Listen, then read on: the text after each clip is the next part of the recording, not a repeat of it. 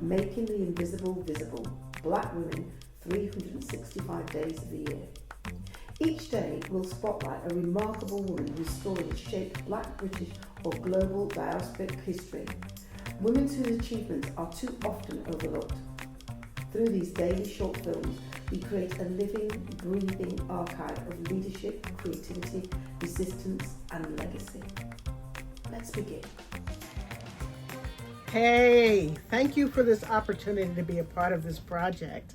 My name is Anita Gonzalez, and I really want to thank Serendipity because I so admire the work that Paulette does with Black arts and culture. We need it so much in our world.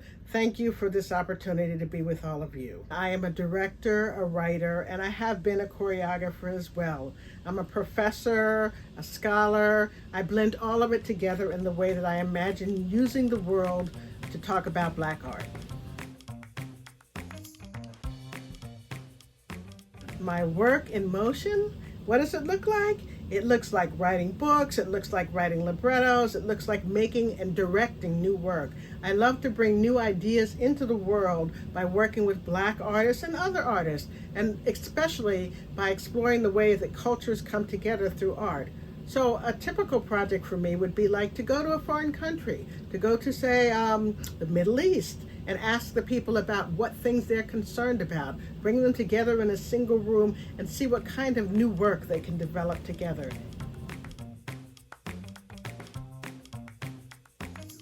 I've been shaped in the past by a couple of things, by many things, but I'll talk a little bit about my first dance teacher, Mrs. Catherine Allworthy, and I always talk about her because she was a member of the RAD dance terms, which means that not only did you study ballet forms, but you also learned about culture. They had this thing called character dance. And when you do character dancing, you learn about history and culture.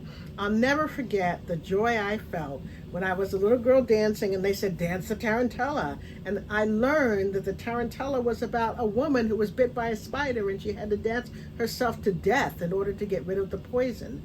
That's one kind of influence on me. I'm also influenced by Urban Bushwomen. I was a founding member of Urban Bushwomen, which, as you know, is an African-American women's dance company. And in that company, when it first started out, we were so excited to be able to figure out what it is to develop a Black dance vocabulary and share that with the rest of the world. But it also influenced me because in that company, we work with music, we work with dance, we work with text, and we work with storytelling. And that is the basis for a lot of the work that I continue to do in all of the different genres in which I work.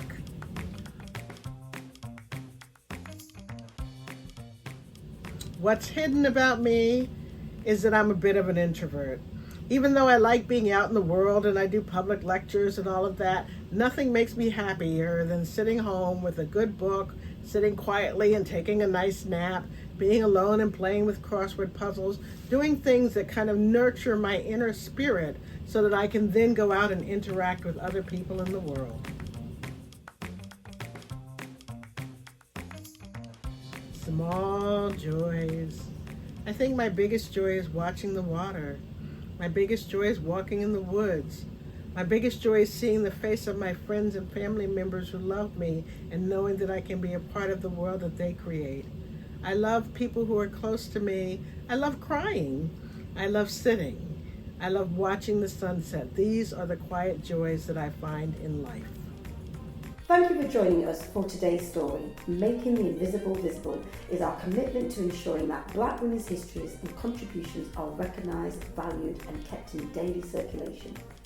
Across 2026, we will continue to share these powerful narratives, 365 days of impact, brilliance and inspiration. Stay connected, join the conversation and help us champion the women whose journeys continue to shape our world. I'm Paulette Brooks, and I'm looking forward to seeing you tomorrow for the next story.